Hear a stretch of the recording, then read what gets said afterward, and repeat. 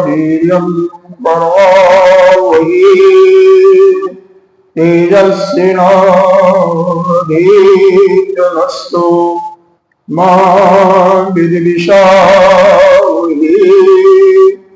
ॐ शान्ति शान्ति शान्ति।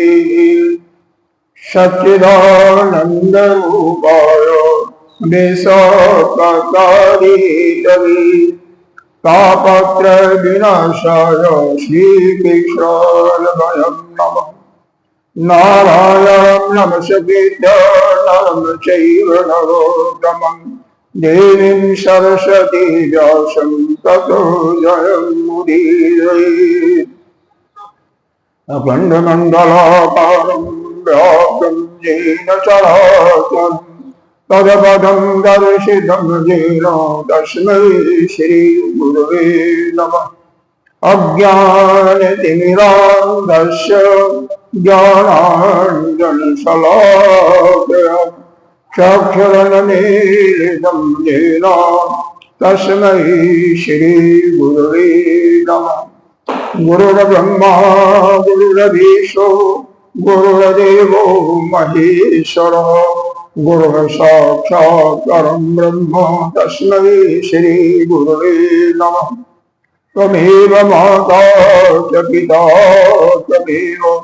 त्वमेव बन्धो च सखा त्वमेव विद्या द्रविणं त्वमेव सर्वं मम देव।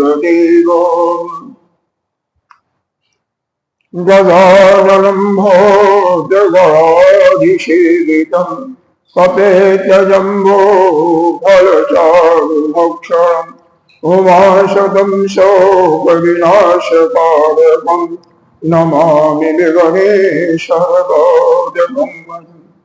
अनंत श्री विभूषित 1008 श्री पंचायती महानिर्वाणी अखाड़ा की वरिष्ठ श्रोत्रीय ब्रह्मनिष्ठ महामंडलेश्वर एवं उत्तर प्रदेश समाज के अध्यक्ष श्री सदगुरुदेव भगवान के चरणों में कोटि कोटि नमन वंदन।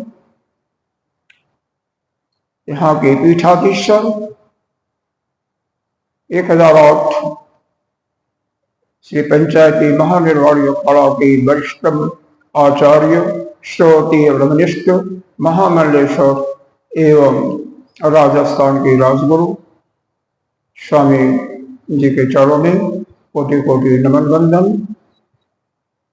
यहाँ के अधिष्ठाता देव संतजन भक्तजन सभी के अंतःकरण में विराजमान उस परमात्मा को नमन करते हैं। आइए यहाँ पर गीता जी का पहले ध्यान, बाद में सत्संग। ओम पार्थाय प्रतिबोधितां भगवता नारायणेन स्वयं व्यासेन ग्रथितां पुराणमुनिना मध्ये महाभारतम्।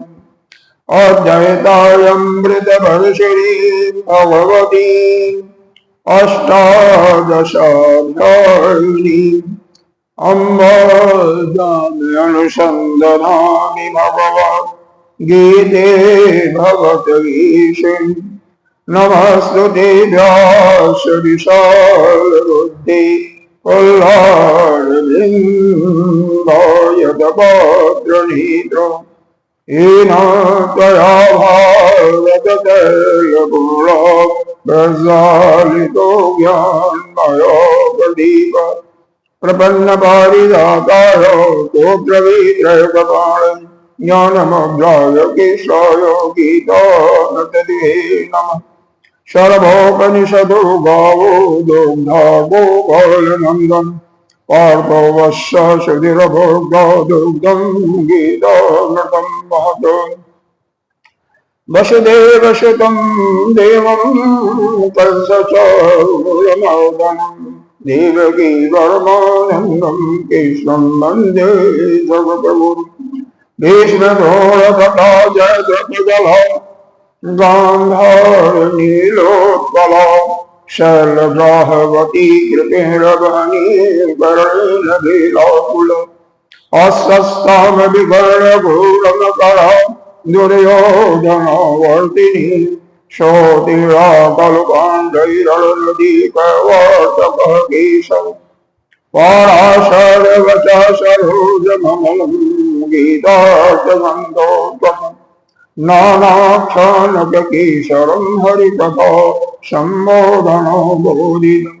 लोके सज्जनसदपदैरहरः पीयमानं मुदा भूयात् भारतपङ्कजं कलिमलोकहंसिना श्रेयसि मोहं करोति वाचालं मङ्गलं हरति जतकृपातमहं वन्दे परमानन्दमाधवम्।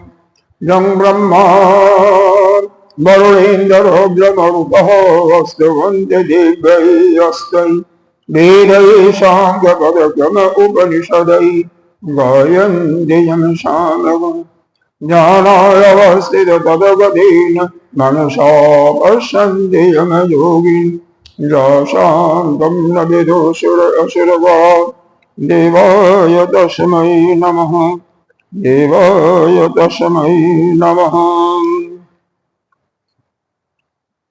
आइए हम लोग भगवान के द्वारा अर्जुन के एक तो बीच में महात्मा बनाते हुए उनके द्वारा हम लोगों को उपदेश कर रही हैं। यहाँ पर कल हम लोगों ने सुना कि किस प्रकार से क्षेत्रज्ञ के माध्यम से सृष्टि की उत्पत्ति होती है। तो पहले प्रश्न का उत्तर जो था वो हमें मिल गया कि किस प्रकार से उत्पत्ति होती है। उसमें यह बताया गया कि महत्व ब्रह्म जो है, महत्त्व ही जो है वही योनि है, उसी में सभी जीवों के संस्कार पड़े होते हैं और उसी में वह ईश्वर ही वह हर एक जीवों के बीजों को डालता, उनके अविद्या रूपी अज्ञान कर्म वासना सब कुछ होने पर विराजमान उसको कर देता, जीवों के साथ आ जाती है।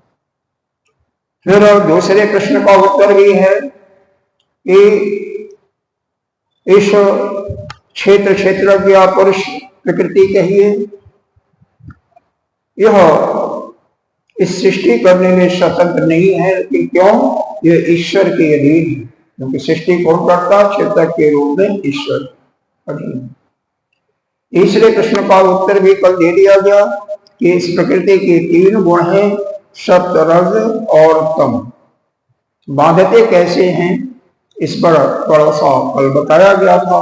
यह गुण ही बांधते हैं, बांधते नहीं है, लेकिन बांधते हुए हमें प्रतीति होती है, लेकिन उसका विस्तृत विवेचन आज हम करेंगे। तो आइए इन गुणों के बारे 5वें श्लोक से आगे पढ़ते हैं। सत्वं रजस्तम इति गुणा,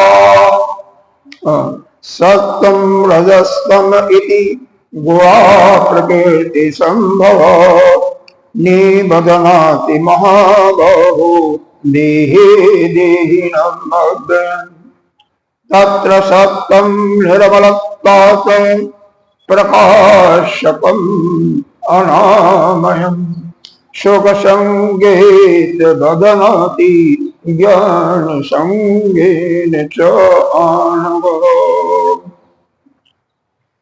इसके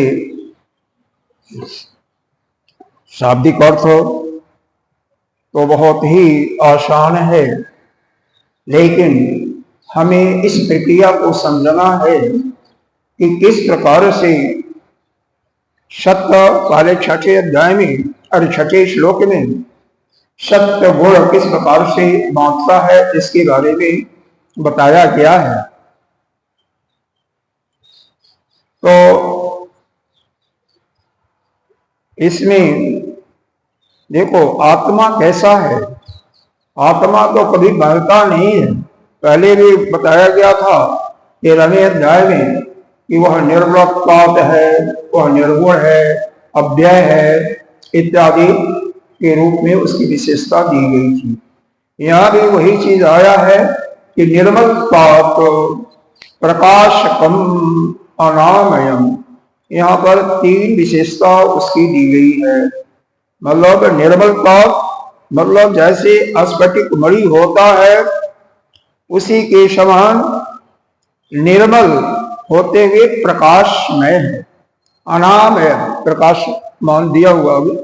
अनामयम का अर्थ है निरुपद्रव, अर्थात उसमें कोई विकार नहीं है, कोई विघ्न नहीं है और चंचल न होकर के शांत है।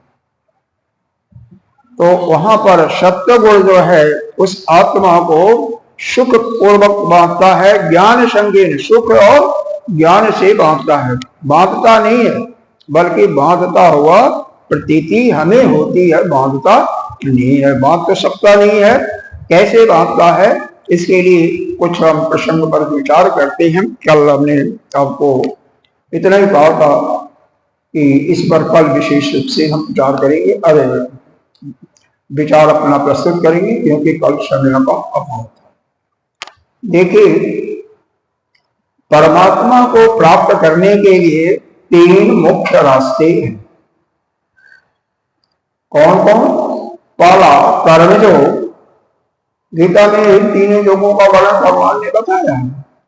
दूसरा भक्ति या उपासना योग और तीसरा ज्ञान। लेकिन चौथा भी भगवान ने इसकी प्रशंसा की है और जगह जगह उपनिषदों में भी आया है कि योग की बातें भी आई है, जो कि पतंजलि अपने योग दर्शन में वर्णन किया हुआ है। क्योंकि योग के माध्यम से ही कोई निर्विष समाधि प्राप्त करके और अपने कर्मों का जो बीज है उसको समाप्त करने में सक्षम होता है। ज्ञान के अतिरिक्त वो भी एक रास्ता है। यहां पर यह योग दर्शन में 5 बाधाएं भी बताई गई हैं। उन बाधाओं को भी हम लेते हैं, मानते हैं, सच स्वीकार करते हैं। पहली बाधा है अविद्या। अविद्या को तो सभी मानते हैं, सभी जगह कोई इसमें दिक्कत नहीं। खैर राग है, देश है और अभिनिवेश एक दूसरा भी होता है, जो कि अविद्या के साथ साथ एक हमें विभिन्न और विपरीत ढंग में डालने वाला, ऐसा उसको समझिए। तो यहां पर 4 प्रकार की बाधाएं बताई गई हैं। कौन कौन? पहला सुख पुण्य जन्य बाधा। जो कर्म कांडी है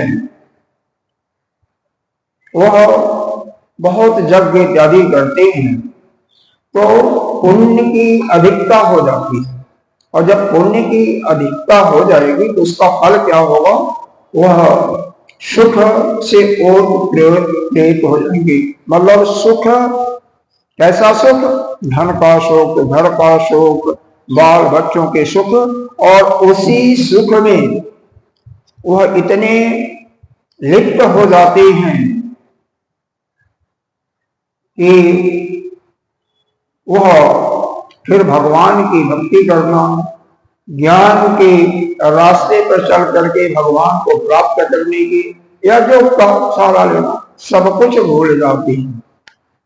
कोई भी किसी को भी जब बिल्कुल सुखी होगा, कोई दुख नहीं होगा, तो वह शायद भगवान को प्राप्त करने के रास्ते पर चलने में, वो सुख में ही लिप्त हो जाता है। तो कैसे चलेगा? जितने भी आगे बढ़े हैं सबको पाया गया है कि वह कहीं न कहीं दुखी हुए थे। आप नारद जी को लें, बड़े बड़े ऋषियों के बारे में लें, कहीं न कोई उनके जीवन में कमी खटकी और उसके कारण से वह तपस्या किए, भगवान का के भजन किए, या ज्ञान मार्ग का सहारा लेकर के, या योग का सहारा लेकर के आगे बढ़े। तो अतिशय सुख। अब देवताओं का ले लीजिए। आप कह सकते हैं बहुत जो ज्यादा पुण्य करेगा देवता बनेगा। तो देवता लोग कहाँ भगवान को प्राप्त करते, कहाँ भजन करते हैं? अरे देवता लोग भी यही प्रार्थना करते हैं, हमें भी इस धरा पर आने का अवसर प्रदान हो जिससे हम कर्म कर सकें। देवताओं का जो स्वर्गलोक है केवल भोग जोनी है, कर्म करने में। अरे कर्म कब करते हैं? भगवान की आराधना कब करते हैं? जब दैत्यों के द्वारा मार पड़ती है, जब प्रताड़ित होते हैं, दुखी होते हैं। तो यही बात चल रही है कि कोई जब बिल्कुल ठीक ठाक रहता है, कोई परेशानी नहीं होती है, तो भगवान को भी भूल जाता है, ज्ञान सत्संग सब कुछ भूल जाता है। और जब दुखी होता है, किसी चीज की उसको कमी होती है, तो वह सोचता है इसको प्राप्त करने के लिए संत के पास चलें, सत्संग सुने, या पूजा इत्यादि करें, भगवान की भक्ति करें, उपासना करें, तभी यह संभव होता है। दूसरा होता है पुण्य जन्म बाधा के बाद पाप जन्म बाधा। यह भी बड़ी खराब चीज है। इससे भी बाधा हमारे सत्संग में, ज्ञान मार्ग में या भक्ति मार्ग में, जो हर एक में आती है, इन चारों में आती है। चाहे आप कर्म योग की बात करें, चाहे भक्ति मार्ग की बात करें, या योग मार्ग की, या ज्ञान मार्ग की, हर एक में बाधाएं या चार बाधाएं जो बताई जाएंगी सब में होती है। कौन कौन है, कैसे होती है? कोई जब अतिशय पाप करता, पाप कहां से होता है? शरीर से, मन से या वाणी से। ये तीन ही पाप करने के जरिए हैं, रास्ते हैं। तो तीनों से तो दुख भी तो वहीं से उठाएगा। तो जब शरीर उसका स्वस्थ रहेगा, या मन स्वस्थ रहेगा, या वाणी ही अस्वस्थ रहेगी, तो भगवान का भजन नहीं कर सकता, और न तो वह कर्म ही करने में सक्षम हो सकता है। अब जिसके घुटने में दर्द होगा, कैसे कर्म काम करेगा? भगवान की उपासना के लिए कैसे लंबे समय तक बैठेगा? इसका मतलब शरीर भी ठीक होना। अब मन ही नहीं उसका गवाही देगा, मन ही कहेगा कि नहीं, क्या करने से क्या फायदा है, वैसे हम मर रहे हैं, तो कैसे? तो फिर पाप जन्म बाधा से भी वह भी एक विशेष बाधा है कि जो कि यह चारों जो भगवान को प्राप्त करने के रास्ते हैं, प्रत्येक रास्ते में वह बाधा पहुंचाती है। तीसरी बाधा जो है प्रतिष्ठा जन्म बाधा। प्रतिष्ठा जन्म बाधा क्या है? पिछले जन्मों में बहुत अच्छा कर्म किया होगा, इसलिए कोई व्यक्ति, कोई पुरुष किसी राजा के घर पैदा हो गया, किसी नेता के घर पैदा हो गया, किसी सेठ के घर पैदा हो गया, मंत्री के घर पैदा हो गया, तो क्या होगा? उसको तो बचपन से ही प्रतिष्ठा चारों तरफ से मिलती है। कोई अगर मंत्री हो तो बहुत बड़ा सत्संग हो रहा है जहां पर हजारों आदमी हैं, लाखों आदमी हैं, तो वह आएगा तो उसको क्या करेगा कि महाराज जी मेरे को मेरा नाम लेकर के बुलाएं, मेरे को भी कोई फूल माला चाहे, मेरे को माइक भी मिले, मतलब वो प्रतिष्ठा चाहता, मेरे को बैठने की कुर्सी भी ठीक ठाक हो, निश्चित रूप से वह चाहता है। और वो प्रतिष्ठा मिलती नहीं, और फिर तो सत्संग में आने का कहीं मिलती भी है, कहीं नहीं भी मिलती है। तो उससे भी, क्योंकि जो प्रतिष्ठा के लिए ही रत रहेगा वह कभी भी साधना भजन नहीं कर सकता, न कर्म कांड कैसे करेगा? उसके बैठने के लिए अच्छी व्यवस्था होनी चाहिए। तो वह सब कर्म कांडे के कर्म जो के लिए भी तो आपको नीचे बैठना पड़ेगा ना, पंडित जी के साथ ही बैठना पड़ेगा ना। तो यह सब परेशानियां होती हैं। चौथी होती है अपराध जन्म बाधा। इसी जीवन में कोई ऐसा अपराध हो जाता है उससे, उसके कारण भी कई प्रकार की बाधाएं आती हैं। तो इन अपराध से भी यह बाधा पहुंचती है, चाहे वह कर्म कांड को ले लें, क्योंकि अपराध का फल क्या होगा? शारीरिक प्रताड़ना, कहीं जेल में हो गया, कहीं उसके अगेंस्ट में कोर्ट में केस चल रहे हैं, कहीं किसी को मारने का, किसी का संपत्ति हड़प करने का, नाना प्रकार का। तो उसका मन जो है विक्षिप्त रहता है, तो वो भी नहीं कर सकता। अब यह अपराध जन्य बाधा जो होती है, यह भी 4 प्रकार से होती है। जैसे पहला है ईश्वर, ईश्वर से कोई अपराध, ईश्वर भगवान से ही कोई अपराध कर लिया। जैसे भगवान की मूर्ति लगी हुई है, तो भगवान की तरफ पैर फैला करके सो गया, या भगवान की तरफ पीठ कर लिया, पीछे दूसरी तरफ ध्यान दे दिया। तो भगवान के मंदिर में भी गया, ज्ञान है नहीं, तत्व के दृष्टि से अपने को ब्रह्म अभी नहीं समझा है, अज्ञान से भरा पड़ा है, अज्ञान कामना इत्यादि से भरा पड़ा है, लेकिन भगवान को किसी भी अहम वृत्ति के कारण उसका सिर भी नहीं झुकता। तो इस प्रकार से ईश्वर से भी अपराध, मतलब ईश्वर पर अपराध कर लिया। या शास्त्र का भी अपराध होता है, शास्त्र जनित अपराध भी होता है। कैसे?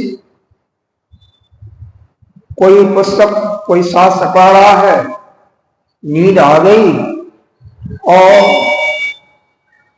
वहीं पर पुस्तक खुली हुई सो जाता है,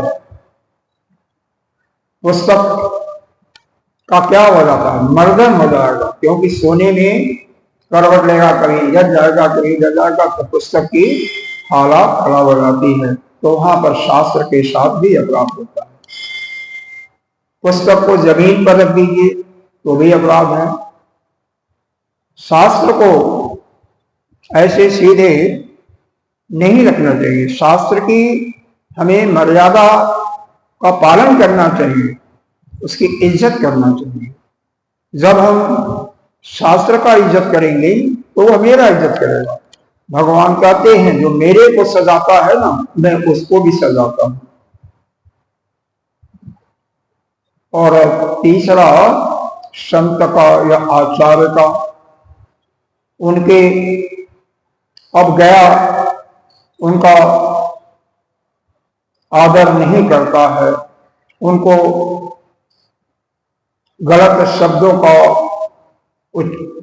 उच्चारण करता है। कई ऐसे होते हैं आजकल। कोई महान संत भी है, क्योंकि भिक्षा मांगने के लिए कई बार जाना पड़ता है किसी के दरवाजे पर, तो क्या कहते हैं, हठा कट्ठा तो शरीर है, लेकिन काम नहीं करेगा और मांगने के लिए चला आया तो क्या है, उनका अपमान है ना। दिया भी नहीं, कुछ बात भी नहीं किया, प्रणाम भी नहीं किया और उनका अपमान ही कर रहे हैं। या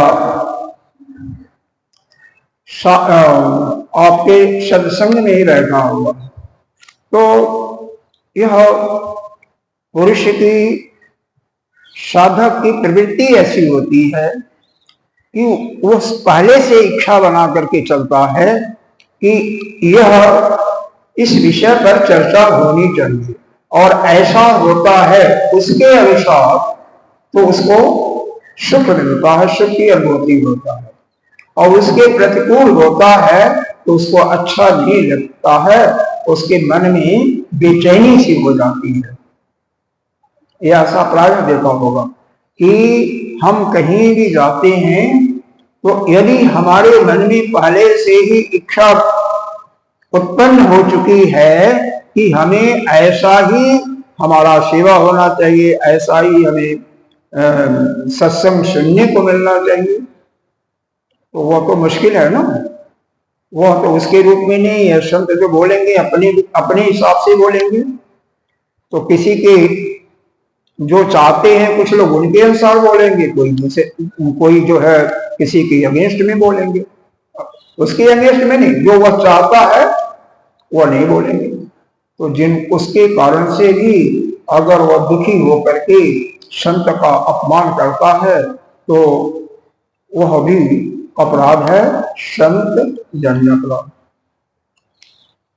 तो यह हो गया ईश्वर के प्रति अपराध किया, शास्त्र के प्रति अपराध, संत या आचार के प्रति अपराध, या चौथा अपराध होता है अपने स्वयं के प्रति। सब कुछ ठीक ठाक चल रहा है लेकिन उसका मन ही ऐसा विक्षिप्त रहता है कि वह भगवान की न तो पूजा के लिए, न तो भगवान की उपासना के लिए, भजन कीर्तन या ज्ञान प्राप्त के रास्ते पर मन के ही अपने ही विक्षिप्तता के कारण वह निधि किसी भी क्रियाकर्म को नहीं कर पाता। तो इस प्रकार से यह 16 प्रकार की बाधाएं मनुष्यों को आती है। चार प्रकार की बाधाएं, चाहे वह कर्म कांड के माध्यम से, कर्मयोग के माध्यम से भगवान को प्राप्त करना चाहता है,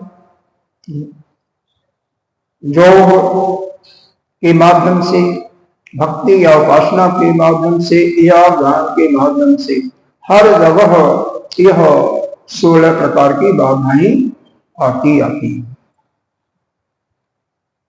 तो बाधाएं आती हैं तो उनका उन्मूलन भी तो करना पड़ेगा। उन्मूलन मतलब उस बाधाओं को दूर करने के लिए तरीका यही है। देखो, पहले पाप और पुण्य पर भी हम विचार कर लेते हैं। अगर आपका पाप भी ज्यादा रहेगा, पाप भी रहेगा, तो भी आपको जन्म लेना ही पड़ेगा, चाहे वह कीड़े के रूप में, मकोड़े के रूप में, किसी रूप में। पुण्य भी अगर रहेगा, पाप बिल्कुल नहीं है, तो भी तो जन्म लेना पड़ेगा।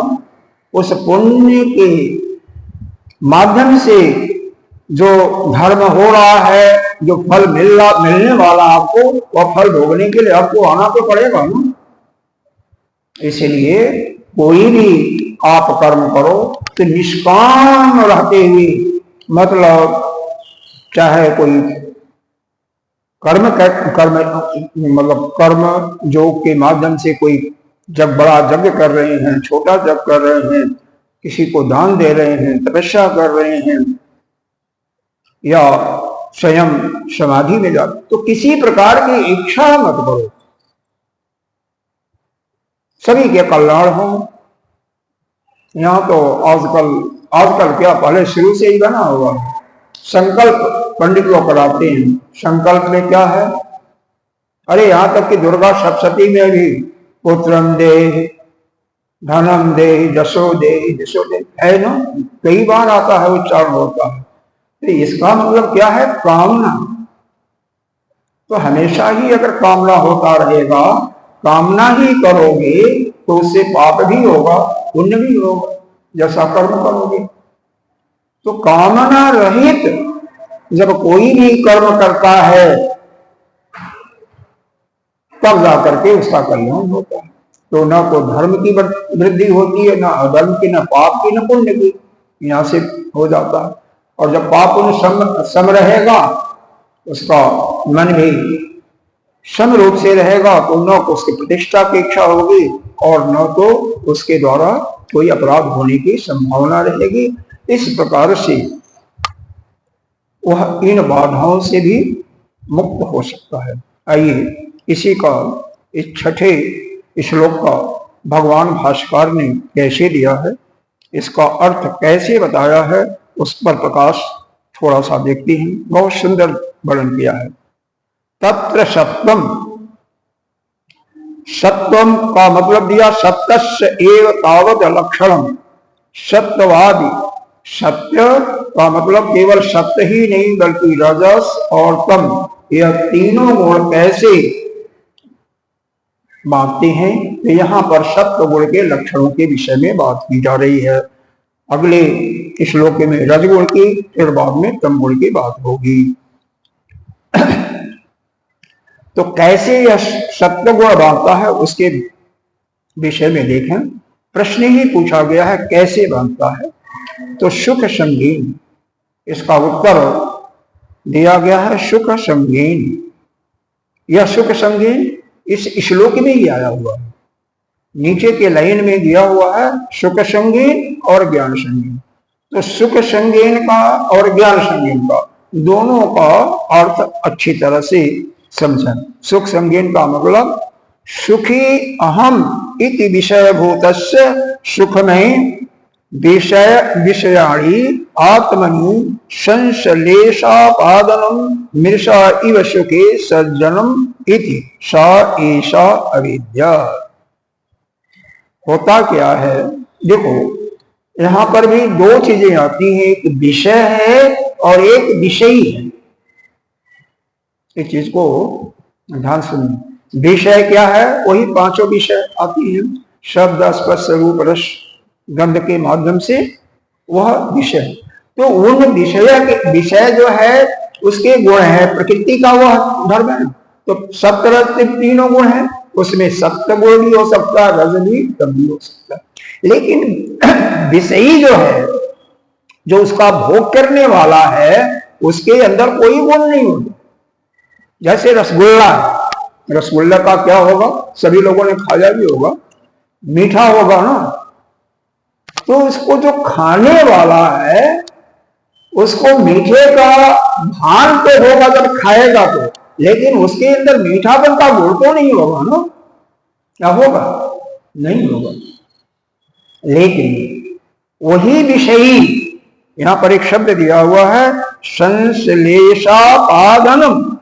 संश्लेषापादनम का मतलब वह जो अपने जिस इंद्रियों में जिस विषय के साथ सुख की अनुभूति हो रही है, जो विषय में गुण है, उस विषय के गुण से अपने को बांध लेता है। बांधने का मतलब वह स्वयं यह मान लेता है कि यह इसका मैंने भोग किया, यह मेरे लिए बहुत अच्छा लगा। सभी लोग करते हैं। देखो, केवल हम किसी चीज का भोग कर, क्योंकि यह हमारा प्राण जो है अनवरत चलता रहता है, 24 घंटे, कभी भी बंद नहीं होता है। तो भूख प्यास जो धर्म है प्राण का है। प्राण को कुछ चाहिए, जो कुछ मिल जाता है वह इस प्राण को दे दिया गया, लेकिन उसमें हमारी वह वृत्ति नहीं होनी चाहिए, या अच्छा बुरा या मीठा कड़वा कसैला, वो हमें उससे चिपका देता है। तो अगर हमारे अंदर कोई भाव न हो तो कोई प्रॉब्लम नहीं, कोई समस्या पैदा ही नहीं होगा। हमने नर्मदा जी के परिक्रमा में देखा था कुछ एक दो संतों को, ओहो कितना इसी हम वह विषय में हमारा मैं तो अलग हूं, मैं तो नित्य शुद्ध बुद्ध आत्मा हूं, आत्मा बदता नहीं है, लेकिन वह जीव के रूप में क्या होता है, उसके गुणों से बन जाते हैं। वह क्या करते हैं कि उनका कमंडल है, चाहे एक लौकी होता है, उसका टुकड़ा होता है, या पीतल का ही है, कैसा भी है, जो कुछ है उसी में रखवा देते हैं। मीठा है तो भी, दही है तो भी, सब्जी सब कुछ, और बाद में जाकर के कोई नदी है, तालाब है, उसमें कपड़े में डाला और उसको निचोड़ दिया, उसका सब कुछ मर मसाला मीठा पीठा सब चला गया, और बाकी अपना खा करके संतुष्ट। यानी किसी चीज का स्वाद नहीं आया। अगर ऐसा हो जाता है तो स्वाद आया नहीं, तो किसी गुण से बदता नहीं। विषय के गुण हैं, निश्चित रूप से हर एक विषय के गुण है, लेकिन उससे हमारा कोई मतलब नहीं। हमने सुंदर फूल देखा तो भी और गंदगी देखा तो भी किसी से भी अपने मन में कोई विकार नहीं आने दिया। हम उसकी सुंदरता या उसकी क्रूरता से नहीं डरते हैं। लेकिन होता क्या है, यह कहने की बात है, आप देखेंगे 99.99% लोग बढ़ते ही और वही हमारे बंधन का कारण होता है। सुख कोई बांधने वाला नहीं है, लेकिन सुख का जो विषय है, जिस विषय के द्वारा, चाहे शब्द के द्वारा, बढ़िया सा कोई फिल्मी गाना आया, कानों में आवाज आई, अब उसी के साथ आपका राग हो गया, आसक्ति हो गई, तो उसको बारंबार, एक बार से 2 बार 3 बार सुनना शुरू करोगे तो क्या होगा, बदल जाओगे ना। जबकि आप अलग हो उससे, इंद्रिय से उससे अलग हो, इंद्रिय आप नहीं हो, जानते हो, लेकिन फिर भी होता क्या है कि हमारे कानों को अच्छा लगा, कानों को नहीं, मन को अच्छा लगता है ना, और वह भी तो अंतःकरण भी आपका जड़ है, तो लेकिन उसको आपने अपना मान लिया ना। इसीलिए हमें सुख की अनुभूति उस इंद्रिय के ज्ञान के द्वारा इतनी हो जाती है कि उसमें हम बधा हुआ सा मालूम करते हैं, बधा हुआ ही बधते नहीं है, लेकिन ऐसा मालूम होता जैसे हम बध ही गए हैं, उसकी एक प्रतीति होती है। क्योंकि आपने तो सुना है कि यह पूरी सृष्टि में उस ईश्वर के, उस ब्रह्म के बिल्कुल कुछ नहीं है। सारे पदार्थ जितने भी हैं, कोई पदार्थ है ही नहीं, लेकिन हमें अनुभूति क्या होती है, इन पदार्थों में अलग अलग भेद की अनुभूति होती है। ये अमुक पदार्थ है, ये अमुक पदार्थ है, ये अच्छा है, ये बुरा है। ये जो अच्छे और बुरे की अपने अंदर हम उसको थोप लेते हैं, यानी विषय के गुण को विषयी जब अपने आत्मा के ऊपर थोपता है, आत्मा तो नहीं, लेकिन शरीर को जो अपना मानेगा तो अपने अंदर जीवत्व भाव के अंदर को लेगा ना, वहीं पर कमी होती है। हम प्रकृति के जितने भी भोग हैं, उसको भोगों को भोगें, कोई समस्या नहीं खड़ी होगी, लेकिन अपने को उससे, उस भोग से अलग करके, चाहे वह शरीर रूपी भोग हो, चाहे अंतःकरण, किसी से भोग करते हैं, मन के द्वारा, बुद्धि के द्वारा, शरीर के द्वारा, उससे अपने को अलग कर लें। ये कई बार पहले भी बताया गया है। बंधन का कारण हमारा कि मैंने किया, कर्ता शरीर के माध्यम से, अंतःकरण के माध्यम से भोक्ता मैं हूं, और ज्ञानेंद्रियों के माध्यम से ज्ञाता मैं हूं। यही तीनों भाव जो आ जाते हैं और उसमें जो लिप्त हो जाता है वही बनता है। हमेशा विषय को अलग मानना, हम विषयी हैं, हम उससे अलग हैं। अगर हम अपने को अलग स्वीकार कर लेंगे तो उन विषयों के द्वारा सुख और दुख की जो प्रतीति होगी आपको कभी नहीं होगी, वही अलग करना। आगे भाष्यकार भगवान ने फिर क्या दिया, न ही विषय धर्मो विषय भवती, विषय के धर्म विषयी के कभी नहीं होते, कभी नहीं हो ही नहीं सकते। देखो एक बताया गया है पीछे, जीव के यानी क्षेत्र के लक्षण में क्या है, इच्छा द्वेषम सुखम दुखम, यह संघात चेतना धृति आया है ना, 5वां 6वां श्लोक ऐसे कोई है, इसी 13वें अध्याय में पीछे जो पढ़ा था, तो उसी को लेकर के यहाँ पर कर रहे हैं, इच्छा धृतयंत्र, इच्छा से लेकर के धृति तक, लास्ट में उस लाइन में धृति है, तो वहां तक एव विशेष धर्म इत्युक्तम, ऐसे विषयों के धर्म बताए गए हैं। तो उससे अपना वो क्षेत्र के धर्म है, हमारे धर्म नहीं है, क्षेत्रज्ञ के धर्म नहीं है, तो उसको हम क्यों अपनाते हैं, क्यों अपनाते हैं? तो इच्छा हम अपने में क्यों थोपते हैं? नहीं थोपना चाहिए। कोई देश होता है, सुख होता है, उसको हम अपने ऊपर ना लेना, और जब हम अपने को ले लेते हैं कि वह हमारे अंदर है, वही कामना जो है हमें लेकर के बांधने का काम करती है। बांधती नहीं है, लेकिन हम ऐसा लगता है कि हम बंध से गए हैं उस सुख में। आगे क्या है, अतः अविद्या एव स्वकीय धर्म भूतया विषय अविवेक लक्षणया अस्य आत्मभूते सुखम संजयति इव सुक्तम इव करोति असुखिनम सुखिनम इव तथा ज्ञान संगीत। इससे क्या सिद्ध हुआ कि जो आरोपित भाव है आत्मा की स्वकीय धर्मा हो रही है, यह जो विषय के गुण हैं उसको आप आत्मा पर आरोप लगा रहे हैं, अपने ऊपर आरोप लगा रहे हैं, जबकि वही महान आपकी भूल है। विषय और विषयी का अज्ञान ही जिसका स्वरूप है। अगर हमारे अंदर अज्ञान है तभी क्या करती हैं, अगर ज्ञान हो तो इसको तो हम नहीं करेंगे। ज्ञान होगा तो भाई विषय में हो रहा है, हम तो शरीर है नहीं, हम अंतःकरण है नहीं, तो हम उसके क्या हो रहा है, शरीर से क्या कर्म हो रहा है, क्या शरीर इस अंतःकरण को, इंद्रियों को अच्छा लग रहा बुरा लग रहा, उससे हमें अलग होना चाहिए, अलग रहना चाहिए। क्योंकि विषयों का अज्ञान ही, अज्ञान के द्वारा ही वह अच्छे और बुरे होते हैं, वह ऐसा हमें प्रतीति होती है।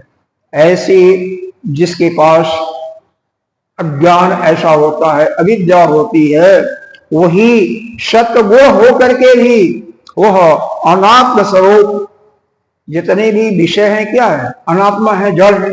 शरीर क्या है, अनात्मा है। वास्तव में इसी शरीर में जैसे दूध और पानी मिल जाता है, दूधिया लोग जो यहाँ पर तो खैर उसमें आता है, क्या बोलता है, पैकेट में, उसमें क्या मिला होता पता नहीं, लेकिन कई छोटे शहरों में जाएंगे तो दूध और पानी भी मिला देते हैं। अगर कोई हंस को दे दिया जाए तो वो दूध को पी लेगा और पानी वहां छोड़ देगा। अब यहां पर देखिए, आत्मा और अनात्मा दोनों इस शरीर के अंदर मिलेंगे। आत्मा क्या है, वह चेतन स्वरूप जो है, वह जो शक्ति स्वरूप है, वह क्या है, आत्मा, वही आत्मा है।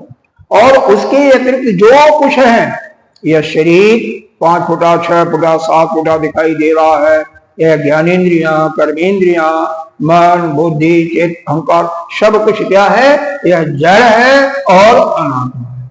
ये दोनों मिले हुए हैं, क्योंकि मन में भी मनन करने की शक्ति आती है। किससे आती है, उस चैतन्य के शक्ति से आती है ना। उसको अपना मत मानो ना, दोनों को अलग अलग समझो। इनके जो गुण धर्म हैं उनको अपने ऊपर मत लो। लेकिन होता क्या है, अधिकांश क्या, यह कहिए कि जितना 99 लगाते हैं इतने लोग उसी को अपना मान लेते हैं।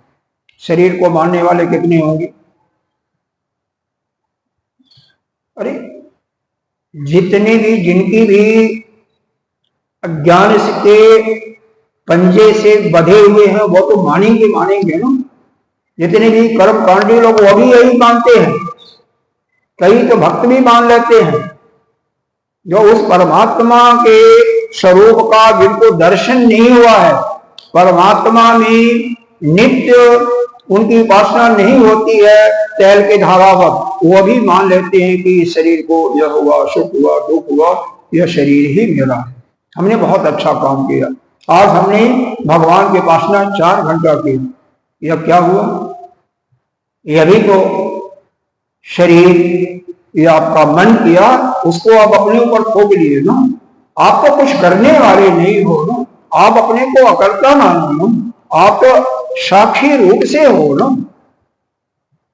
और भाई ब्रह्म में, आप में जब कहते हो कोई अंतर नहीं है, आप ब्रह्म ही हो, तो ब्रह्म के रूप में रहिए ना। वहीं पर यह समस्या हमारी खड़ी हो जाती है। तो विषय का जो गुण धर्म है वह विषयी के अंदर कभी नहीं मिल सकता, लेकिन इस अविद्या के कारण विषयी का मतलब यह जो उसका भोग कर रहा है, अपने को शरीर मान करके, अंतःकरण अपना मान करके, और उससे वह लिप जाता, ऐसा मालूम होता है कि उससे बंध सा गया है, लेकिन बंधता वक्ता नहीं, उससे अपने को अलग कर दे तो कोई बंधा नहीं है। आगे ज्ञान के द्वारा कैसे बनता है इसके बारे में एक पैराग्राफ दिया भगवान ने।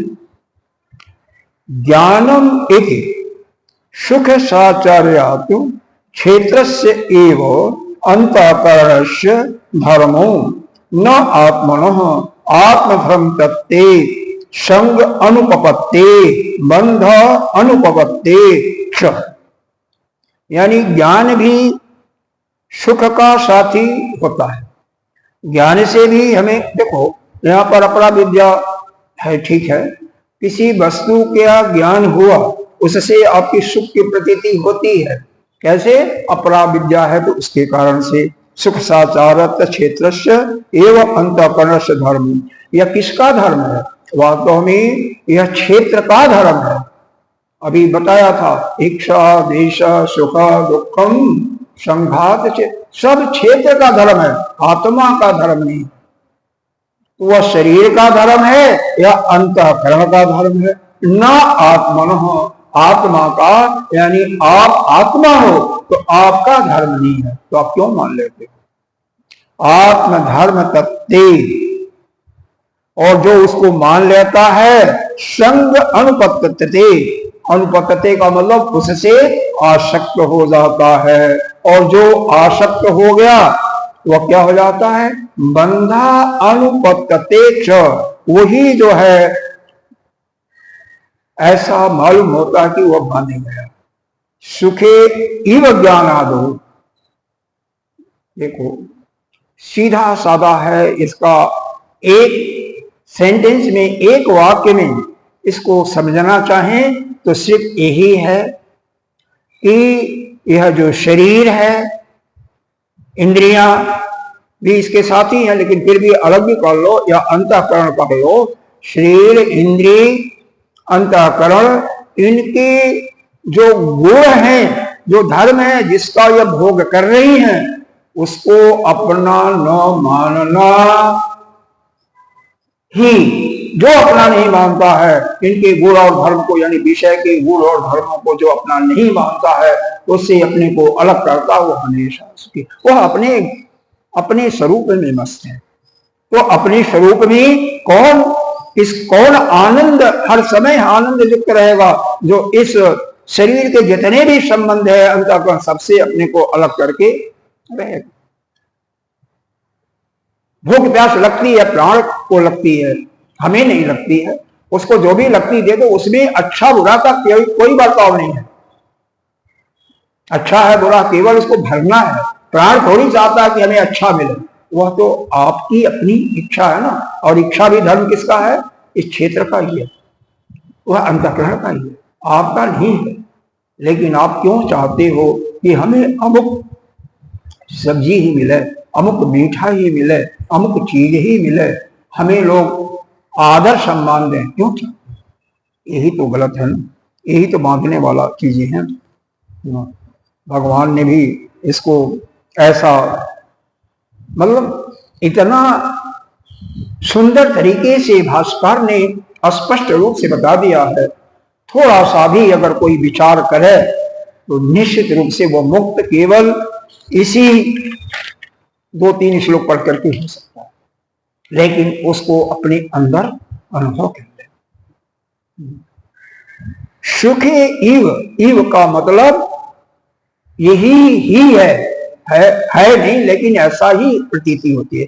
ज्ञान आदो संगो मंतव्यो हे अनघा अविशद, यानी सुख की भांति, जैसे सुख अगर किसी को मिलता है घर से, अपनी गाड़ी से, बच्चों से, पत्नी से, तो उसको क्या कहता है? उसको आनंद कहा आता है उसी अपने घर में बच्चों में, वही आएगा ना। तो वहां से अपने को बंधता नहीं है, लेकिन बंधा हुआ सा उसको लगता है, उसको छोड़ने की बात हो तो उसको कष्ट होगा।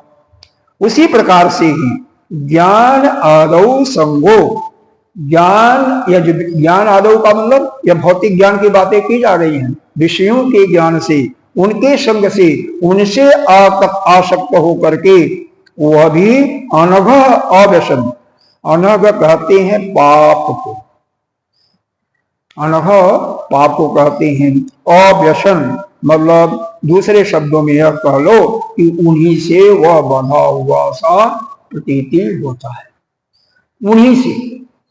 तो यहां पर इस श्लोक में 2 चीजें, विशेष करके 3 चीजें बताई गई। एक, सुख से हमें अच्छा लगता है, और दूसरा ज्ञान से। इन दोनों से हम बचते हैं। यह गुण के रूप में क्या है? सत्य गुण के रूप में, सत्य गुण। तो यह जो सत्य गुण है यह हमें कैसे लाभता है? तो इसके लिए यहाँ पर हमें अच्छी तरह से भाष्यकार जी ने बताया कि हम विषयों का जो भोग करते हैं, वह चूंकि विषयों का जो गुण है वह विषयी का गुण कभी नहीं हो सकता। किसी भी विषय का गुण वह विषय का ही गुण रहेगा, और विषयी के गुण धर्म से उसका कोई तात्पर्य नहीं होता। लेकिन जो विषयी या जो पुरुष उस विषयों के गुणों को भोग करते हुए स्वयं अपना मान लेते कि मैंने भोग किया, वही उनके गुण और दोषों से चिपक जाता। वह मान क्या लेता है कि जो विषय के गुण और धर्म है वह हमारे लिए, यहीं पर वह भूल करता है। चाहे बहुत बढ़िया खीर बनी हुई है, बहुत बढ़िया, मिठाओं का नाम तो हमें उतना नहीं आता, लेकिन जितना भी जो भी मीठा अच्छा समझते हो उसका ले लो, बहुत बढ़िया सब्जी जो आपको अच्छी लगती हो, तो वह किसको अच्छा लगता है? बोलो, वह आपके इच्छा कहां से पड़ी? क्षेत्र को ना, शरीर को ना। जहां भी इच्छा की बात है, किसका धर्म है? शरीर का। वह सोचो, आप उसको अपना मत मानो ना, और होता क्या है, हम अपना मान लेते हैं। यहीं पर हम भूल करते हैं कि अमुक अच्छी, बहुत अच्छी, बहुत अच्छा रहा, अमुक बेटा, अमुक पोता बहुत अच्छा नंबर लाया, यहीं पर हम गलती करते। उसका आपका संबंध क्या है? आपके परिवार में पैदा हुआ, आपके द्वारा पैदा हुआ, तो आपका नहीं हुआ, वह तो ऋणान बंधन योग से बना हुआ है आपके साथ में।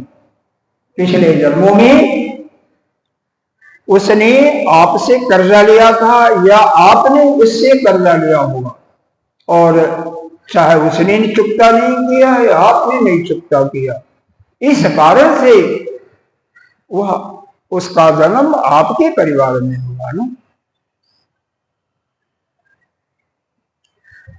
जन्म होने का मुख्य रूप से धर्म जो कि आप पढ़ रहे हो, क्या बोलता है उपनिषदों में, वहां पर एक चीज और ऐड कर लो कि ऋणान बंधन योग भी होता है। जहां जिस परिवार में जहां पर निकटवर्ती क्षेत्रों में उसको ज्यादा किसी से कर्जा का चुकता कराना होगा या कर्जा को दे करके उड़ होगा, वहीं पर वह जाता है। या पैदा होकर के भी उसका कर्म क्षेत्र कहीं अलग इसीलिए होता है कि वहां से उसका संबंध होना है, वहां से उसके कर्जों का चुकता करना होता है या कर्जा को लेना होता है। यही कारण है।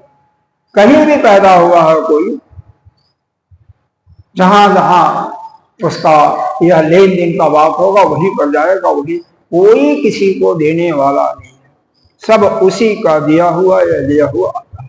और जो देता है वो अपने लिए देता है। कोई दान करता है तो उसका अपना 10 गुना 100 गुना बढ़ेगा, उससे किसी का नहीं। आपके ऊपर कोई नहीं फर्क पड़ता, फर्क किसी के ऊपर नहीं पड़ता। इसी चीज को मानना है कि हम जो हैं विषयों के गुण धर्म से बिल्कुल अलग है। विषय के गुण कभी हमारे गुण हो ही नहीं सकते। यह जिसके अंतःकरण में अच्छी तरह से समझ में आ जाता है वही इस संसार से अपने को मुक्त कर सकता है। वह कभी इस संसार में नहीं आएगा। अगला देखो, और दूसरा चीज ज्ञान की बात भी यही है। ज्ञान कौन, यहां पर अपरा ज्ञान की बात हुई है। विषयों का जो अपरा ज्ञान है उस ज्ञान के कारण ही वो आसक्त होता है। तो उस ज्ञान से भी किसी भी विषय में आसक्ति होना, वह ज्ञान के द्वारा शक्ति अनुभव प्रतीति है, उससे नहीं होना चाहिए। और होगा तो वह भी बंधन ज्ञान से भी होता है। यहां पर वह परा विद्या का ज्ञान नहीं है, अपरा विद्या का ज्ञान है। अगला श्लोक जो है यह रजोगुण के लिए बात हो रही है। पढ़ते हैं। रजो रागात्मकं विद्धि तिसरा संग समुद्भवम् तन्निबध्नाति कौन्तेय कर्म संगेन देहिनम्। रजो रागात्मक विद्धि, क्या सुंदर दिया। तीसरा संग समुद्भवम् तन्निबध्नाति तत् न बध्नाति कौन्तेय कर्म संगेन देहिनम्।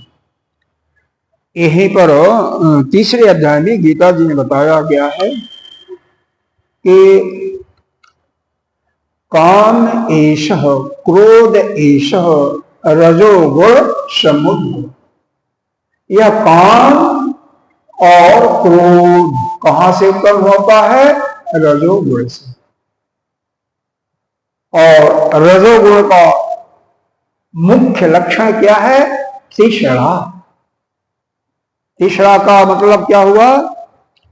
तीसरा का मतलब यह होता है, यहां पर जो दिया हुआ है कि कोई अगर हमें वस्तु की इच्छा कभी नहीं हो और उसकी प्राप्त करने की जो मन में एक उत्कंठा हो जाती है। अब आपके मन में नहीं, मन तो आपसे अलग है ना, इस चीज को ध्यान में रखो। जो मन के अंदर उत्कंठा हो जाती है, अभिलाषा हो जाती है, उसी का नाम तिष्ठा है। अब जिसको अच्छे अच्छे वस्तु को पाने की इच्छा होती है, पाए भी हैं, लेकिन और इच्छा है, उसी को तिष्ठा कहते हैं। हमें अमुक चीज मिल जाए, हमें अच्छी गाड़ी मिल जाए, हमें अच्छा कमरा भी मिल जाए, चाहे बेशक हम आश्रम में हो, हमारे कमरे में अच्छा फर्नीचर हो, अच्छा बिस्तर हो, सर्दी गर्मी से बचने का उपाय हो, यही तिष्ठा है। यही तिष्ठा है, यही तिष्ठा है। कोई भी चीज की वस्तु अभी मिली नहीं है, मिल गई है तो उसके नाम तिष्ठा नहीं होता है, मिली नहीं है लेकिन आपके मन के अंदर उसको प्राप्त करने की उत्कंठा है, अभिलाषा है, उसी को कहते हैं तिष्ठा।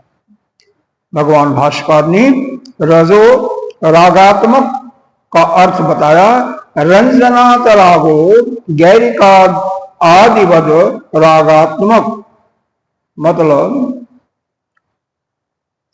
प्राप्त विषयों में मन की प्रीति का नाम, जो हमारे पास वस्तु है और उससे हम चिपक गए हैं, उससे ज्यादा प्रेम हो गया है, उसी का नाम आसक्ति है, उसी का नाम आगासी। रजो रागात्मक, रजो गुण से ही आता है, रज से ही आता है यह राग, यह जो राग की वृत्ति है कहां से आता है? रजो गुण से आता है। तो रजो दो चीजें उत्पन्न करता है, एक तो राग उत्पन्न करता है और तीसरा संग, संग मतलब आसक्ति वही करता है। ये तीन चीजों वह उत्पन्न करता है। तीसरा संग समुद्भव, तीसरा अप्राप्त अभिलाषाया असंग प्राप्त विषय मनस प्रीति लक्षण संसदेश, तीसरा संगयो समुद्भव, तीसरा संगम समुद्भव। तो यह रजोगुण जो है कैसे बांधता है आपको कि किसी से प्रीति हो गई, किसी में आपका मन आसक्त हो गया, चाहे वह वस्तु हो, चाहे वह कोई पुरुष हो, स्त्री हो, कोई स्थान हो, वहां से देखो देश काल और वस्तु ये तीन चीजें होती हैं। तो कहीं से भी किसी प्रकार से जब आसक्ति हो जाती है या उसको प्राप्त करने की इच्छा होती है, तृष्णा होती है, इसी से कोई बनता है। तो हमें किसी भी चीज की इनकी इच्छा नहीं होनी चाहिए। अगर होता है तो यह समझिए कि आपका उससे राग हो गया। अभी योग दर्शन में 5 क्लेश बताया था, तो 5 क्लेश के अंदर राग भी था। और जहां आपके अंतःकरण में कहां उत्पन्न होता, आपके अंतःकरण में होता है। तो जब राग किसी से होगा तो यह समझ जाओ पक्का किसी से आपका द्वेष भी होगा। जिसको भी किसी से राग होगा उसका यह निश्चित है किसी से द्वेष भी होगा। अब आगे का वर्णन हम कल देखेंगे। समय यहाँ पर आपका क्या होता है। ओम पूर्णमदः पूर्णमिदं पूर्णात् पूर्णस्य उच्यते पूर्णस्य पूर्णमादाय